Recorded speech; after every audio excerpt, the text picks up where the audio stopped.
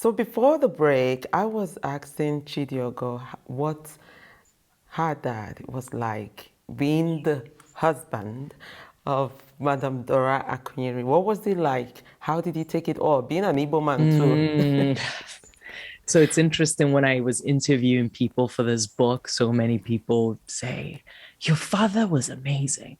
He allowed your mother. Allowed, that's the He word. allowed, and that struck me, because ultimately I'm a modern Igbo girl, Igbo woman. Yeah. So, we want to forget that part of who we are, but it was just so apparent in those conversations, which is how many people were in awe of my father allowing my mother. And I Allow. really started to honor something I'd taken for granted because, in many ways, my father is a typical Igbo man, but in that way, he was a typical and he was a really his truth that he loved that my mother was seen. He loved that she could do the work. And there was no iota of envy or whatever that emotion could be that stands in the way of Igbo men celebrating their women.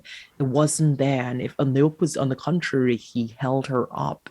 Unfortunately, the day of his unfortunate death, he was coming back from an event honoring my mother even in death. Right. Oh, So this yeah. was his truth. We grew up with him. It was, we had canes. I talk about the kubukus for everyone, every size. So he was most certainly the one that like sort of was the enforcer of the discipline. And I think in his later in life he definitely relaxed and became softer, but we grew up with a stern father who is Yeah. focused on our discipline, but he loved my mother deeply in his own way, and they became beautiful partners in her journey, and he was able to support her a lot as a someone she relied on heavily for counsel.